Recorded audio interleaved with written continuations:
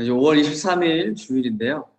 요즘 코로나 확진자들이 학교나 또 어린이집 같이 밀폐된 공간에서 발생을 하고 있어요. 청년들도 또 직장 생활하고 또 학교 가고 또 친구들 만나고 또 아르바이트 하는 그런 모든 공간 속에서 또 개인 위생 또 신경 써주고 또 방역 수칙을 잘 지켜주어서 코로나 또 걸리지 않도록 또 코로나가 또 속히 좀 잠잠해지고 종식될 수 있도록 위해서 더 기도해 주면 좋을 것 같아요. 우리 이 시간에 함께 찬양 드릴게요. 꽃들도 함께 찬양 드릴 거예요. 이곳에 생명샘 솟아나 눈물 보자 지나갈 때에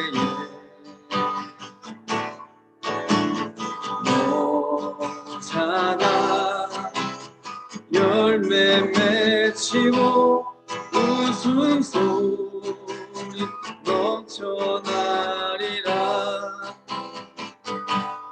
꽃들도 구름도 바람도 넓은 바다도 찬양하라 찬양하라 예수를. 하늘을 울리며 노래해 나의 영혼아 은혜의 주 은혜의 주 은혜의 주. 다시 한번 이곳에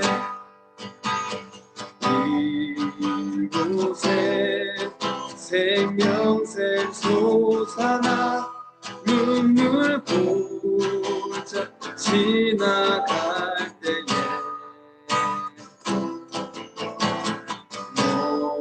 너잖아 열매 맺히고 웃음소리 넘쳐나리라. 그날에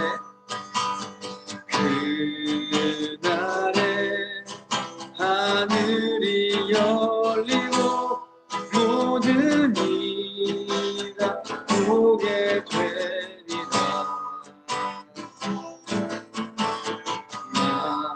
마침내 꽃들이 피고 영광의 주가 오시리라. 꽃들도 구름도 바람도 넓은 바다도 찬양하라 찬양하라 예수를. 하늘을 울리며 노래해 나의 영혼아 은혜의 주 은혜의 주 은혜의 주. 꽃들도 구름도 바람도 넓은 바다도 찬양하라 찬양하라 예수를. 하늘을 울리며 노래해 나의 영혼아 은혜의 주 은혜의 주 은혜의 주 은혜의 주 은혜의 주 은혜의 주. 아멘. 오늘 우리가 살펴볼 내용은 이 중풍병자와 그의 친구들에 관한 이야기예요. 마태복음 9장 1절부터 8절 말씀까지 한번 읽어볼게요. 예수께서 배에 오르셔서 바다를 건너 자기 마을에 돌아오셨다.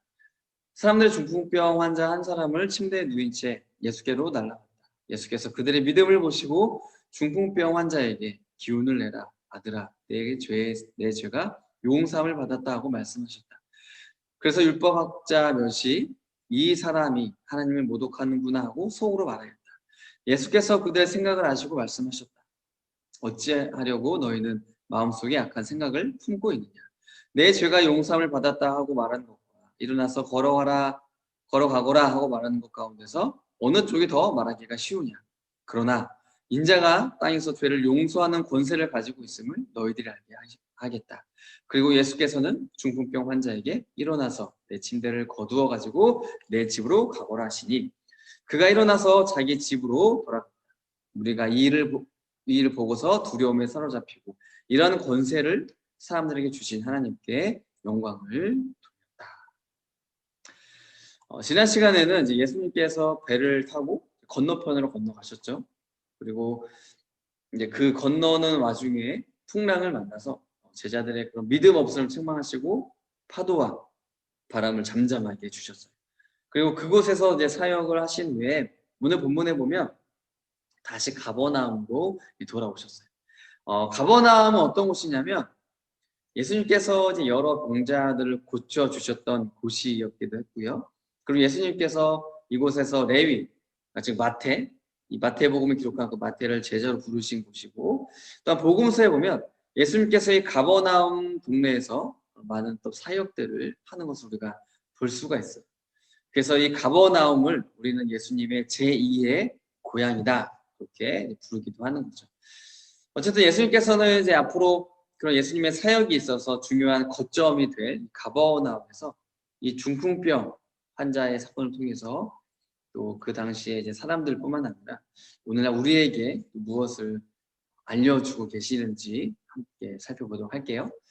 이 예수님께서는 이 가버나움에서 사역을 하실 때 한 집에 이제 머물고 계셨어요. 근데 예수님께서 이 집에 계시다는 소문이 이 동네 사람들에게 퍼지게 된 거죠. 그래서 많은 사람들이 그 예수님께서 계시는 집에 몰려오게 되었어요. 이 마태복음에 기록된 중풍병 환자의 사건은 마가복음 그리고 누가복음에도 기록이 되어져 있는데요. 마가복음, 누가복음, 마태복음 세 복음서를 우리가 직접 번갈아 살펴보면서 말씀을 살펴볼 거예요. 자, 마가복음 2장 2절에 보면 많은 사람이 모여들어서 마침내 문 앞에조차도 들어설 자리가 없었다. 예수께서 그들에게 말씀을 전하셨다.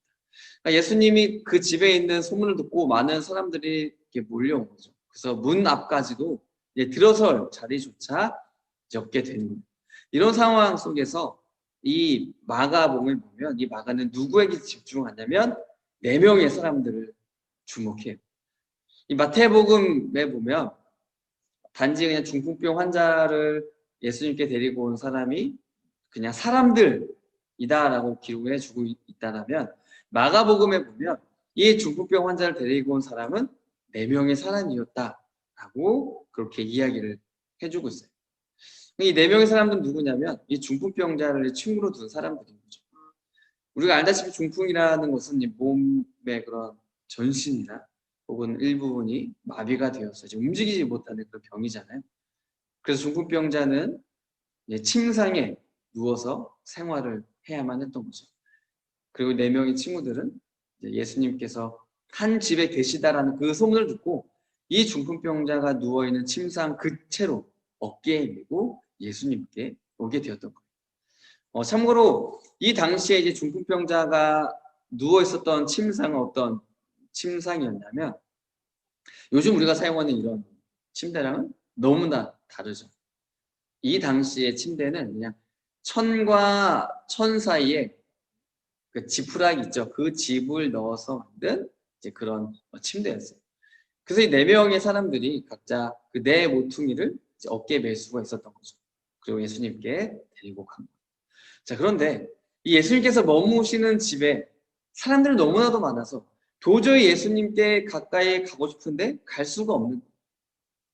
그래서 그들이 고민 끝에 이렇게 결론을 내리는 거죠. 자, 이제 마가복음에 보면 무리 때문에 예수께서 데리고 갈 수 없어서 예수께서 계신 곳 위에 지붕을 걷어내고 구멍을 뚫어서 중풍병 환자가 누워있는 자리를 달아내렸다. 또 누가복음에 보면 그러나 무리 때문에 그를 안으로 들여놓을 길이 없어서 지붕으로 올라가서 기와를 벗기고 그 환자를 침대에 누인 채 예수 앞 한가운데로 달아내렸다. 이 중풍병 걸린 환자를 예수님께 데리고 온 이 4명의 친구들, 사람들은 예수님을 보러 온 많은 사람들 때문에 문으로 이제 들어갈 수가 없었던 거죠. 그래서 그들은 서로 이제 고민을 하다가 이제 이야기를 하는 거죠. 우리가 어떻게 하면 좋을까? 지금 중풍으로 고생하고 있는 이 친구를 예수님께 데리고 가고 싶은데 사람들이 너무나 많아서 갈 수가 없다. 방법이 없을까? 그때 이제 누군가 이렇게 이야기를 하는 거죠. 우리 지붕으로 올라가자. 지붕에 올라가서 거기 기와를 다 걷어내고 구멍을 뚫어서 그 구멍으로 중풍병 환자를 내리자. 어떻게 보면 굉장히 엉뚱한 생각이고 어떻게 보면은 남의 집을 파손시키는 그런 행위잖아요. 근데 이 많은 나머지 친구들은 이 방법에 동의를 해요. 그래서 그들은 이제 즉시 중풍병자 누운 그 침대를 듣고 지붕으로 올라갔어요. 그리고 그들은 이제 나뭇가지를 엮어서 그 당시에 그 기와는 오늘날처럼 벽돌처럼 튼튼한 기와가 아니었어요. 나뭇가지를 엮어가지고 거기에 진흙을 바르는 거죠. 그래서 만들었던 것이 기와거든요. 그러니까 손으로 이제 뜯으면 뜯어지는 지붕에 올라가서 기와를 이제 걷어내고 거기에 이렇게 손으로 이렇게 헤친 다음에 구멍이 뚫렸죠. 그 다음에 중풍병자 누워있는 침상을 통째로 이제 예수님께서 계시는 곳으로 내렸던 거예요. 그래서 우리가 예수님의 상황을 한번 생각해 봤으면 좋겠어요. 지금 예수님은 집 안에서 이제 많은 사람들에게 복음을 이제 선포하고 계시는 거죠. 근데 이제 갑자기 지붕에서 사람들이 기와를 위에서 뜯고 있을 거 아니에요. 무슨 소리가 들리고 거기 이렇게 움직이고 흙이 떨어지고 먼지가 떨어지는 거예요. 그러다가 결국엔 지붕에 이제 구멍이 뚫리고 그 가운데로 침상이 내려오는 거죠. 그러니까 일반적으로 이런 상황을 겪게 된다면 우리는 이제 불쾌함과 당혹감을 느낄 거예요. 내가 지금 무언가를 굉장히 열심히 하고 있는데 갑자기 예기치 않은 그런 일이 발생을 해서 내가 하던 일을 방해받는 거죠. 내가 하던 일을 멈출 수밖에 없는 그런 상황 때문에 우리는 언짢은 기분이 들 수도 있어요. 만약 제가 설교를 하는 중에 이런 돌발 상황이 발생했다면 저는 당황을 하겠죠. 어떻게 해야 되지? 설교를 계속해야 되나? 아니면 중지하고 지금의 상황에 대처를 해야 되나? 아마 어쩔 줄 몰라서 이제 우왕좌왕했을 거예요. 하지만 예수님은 그러한 상황에서도 전혀 동요하지 않으세요. 예수님께서는 복음을 선포하시던 것을 잠시 멈추셨어요. 그리고 지붕을 통해서 침상을 내리는 그 4명의 친구들, 침상에 놓은 그 중풍병자를 예수님께서 바라보셨어요. 주목해 주셨어요. 그리고 그들에게 이렇게 말씀을 해주셨어요. 예수께서는 그들의 믿음을 보시고 이 중풍병 환자에게 아들아, 내 죄가 용서함을 받았다 하고 말씀하셨다. 자, 예수님께서는 그들이 지붕을 뜯고 침상을 내리는 모습을 보고 계셨죠. 그리고 5절에 보면 예수님께서 그들의 뭘 봤어요? 믿음을 보셨다. 이렇게 표현하고 있어요. 자, 그렇다면 왜 예수님께서는 그들이 지붕을 뜯고 그 침상을 내리는 행동을 그것을 믿음으로 보셨을까? 그 이유가 뭐예요? 그들이 중풍병자를 지붕에까지 올려내고 지붕에 올라가서 교회를 뜯어내서 구멍을 뚫어서 예수님께 내리는 그 행동 했던 그 이유가 뭐예요? 이 중풍병자인 내 친구를 고치고 싶었기 때문이에요. 그러니까 다른 이유가 없었어요. 이 4명의 친구들은 이 중풍병에 걸린 친구를 예수님께로만 데리고 간다면 이 친구가 반드시 나을 것이다. 이 중풍병이 반드시 나을 것이다라는 믿음이 있었다라는 거죠. 중풍병 환자에게도 그 믿음이 있었고 4명의 친구들에게도 그 믿음이 있었다라는 거죠. 그래서 예수님께서는 그들의 행동을 보시면서 예수님은 그들의 마음을 아셨죠. 그들의 마음속에 그렇게까지 행동을 해야만 할 수밖에 없었던 그 이유, 저들의 마음속엔 나에 대한 믿음이 있구나.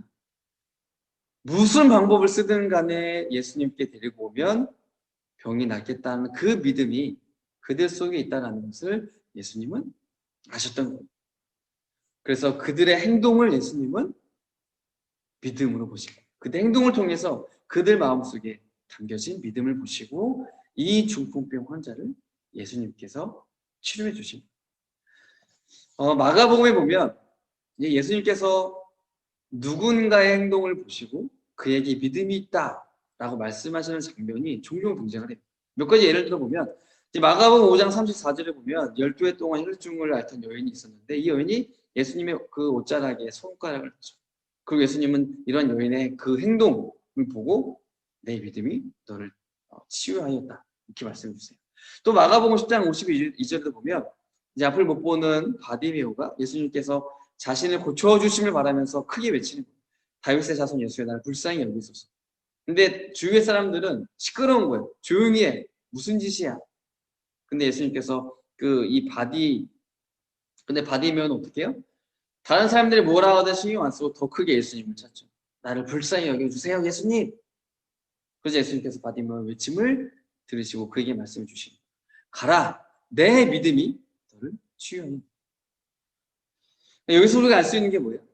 믿음은 나의 행동으로 나타나야 한다는 거예요. 우리가 너무나 잘 알고 있는 말씀이죠. 야고보서 2장 17절 말씀. 이와 같이 행함이 없는 믿음은 그 자체가 죽은 것이다.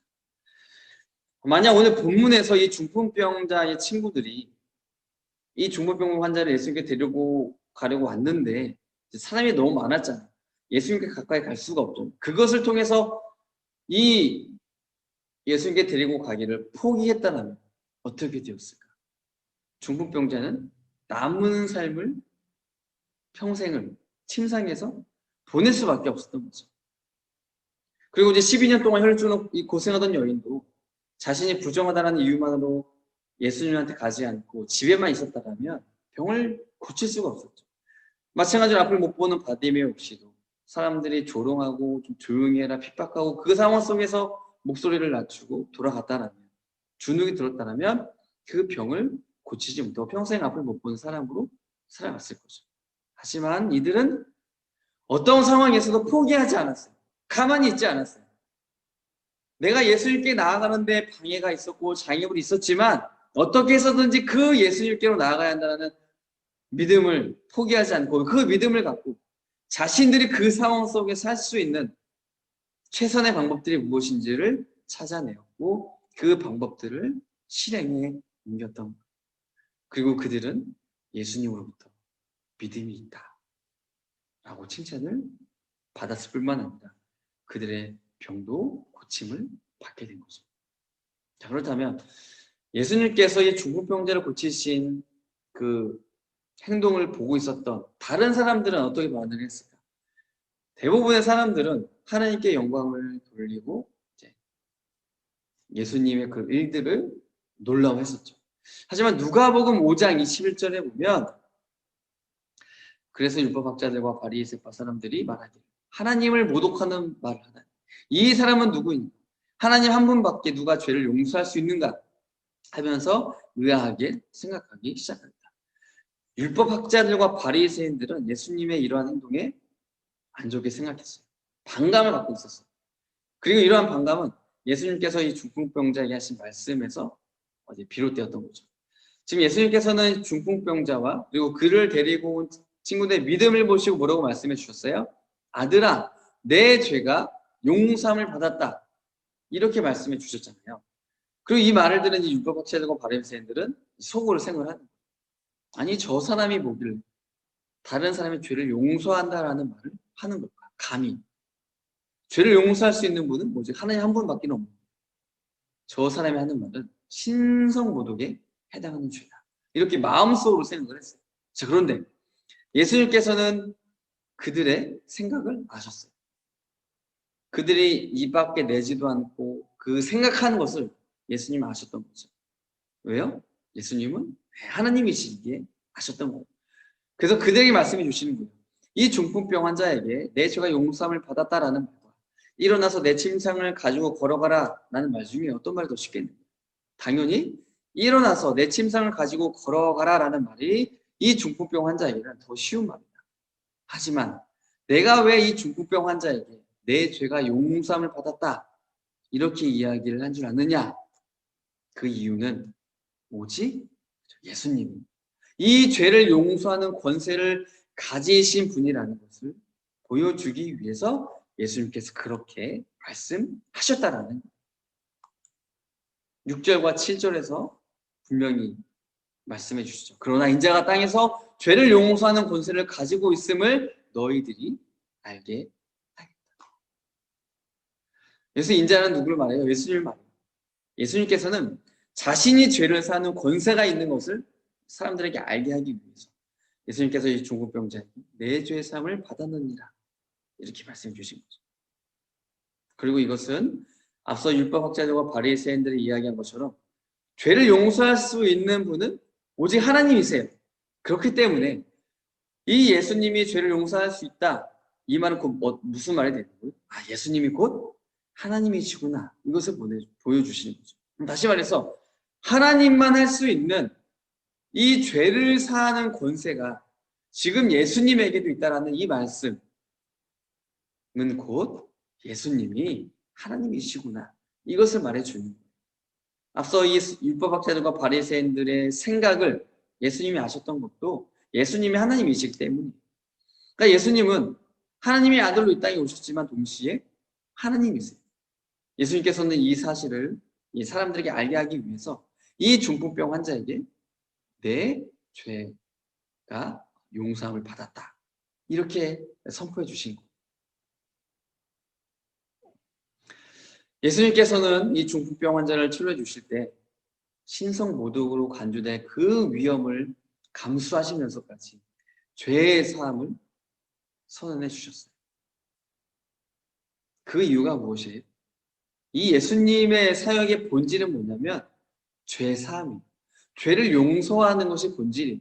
예수님이 다른 사람들을 고쳐주시고 먹여주시고 귀신을 쫓아내주시고 이러한 이적들, 이러한 표적들을 행하는 그 이유가 뭐예요? 그게 끝이 아니에요.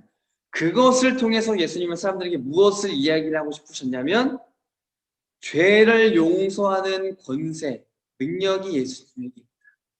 예수님이 유일한 구원자시다. 이것을 예수님은 사람들에게 알게 하시기 위해서 병을 고쳐주시고 또 많은 사람들을 만나셨던 거예요. 그래서 오늘 말씀을 통해서 우리가 두 가지를 기억을 했으면 좋겠어요. 첫 번째는 행함이 있는 믿음을 갖자. 이 중풍병 환자와 그리고 중풍병을 데리고 온 4명의 사람들은 예수님께서 반드시 고쳐주실 것을 믿었어요. 그리고 그 믿음의 행동으로서 남들이 생각하지 못한 지붕에 올라가서 지붕을 뚫고 침상을 내리는 그 행동을 하게 되었던 거죠. 그리고 예수님은 그들의 행동을 보시고 그 안에서 그들의 믿음을 발견하신 거예요. 예수님께서는 지금도 나의 행동을 통해서 나의 믿음을 보기를 원하세요. 내가 하는 작은 행동 하나, 내가 하는 작은 말 한마디 하나, 이것을 통해서 예수님은 나의 믿음을 보시는 거예요. 이 나의 삶, 우리가 살아갈 때 많은 선택들이 있잖아요. 또 많은 사람들 관계 속에 있잖아요.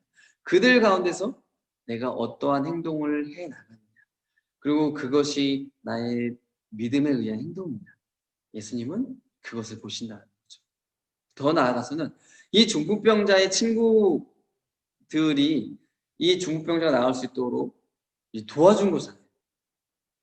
중풍병자는 친구들이 없으면 계속 그곳에 누워 있었으면 했어요. 하지만 이 도와주는 친구들이 있어서 함께 예수님 옆에 나왔던 거죠.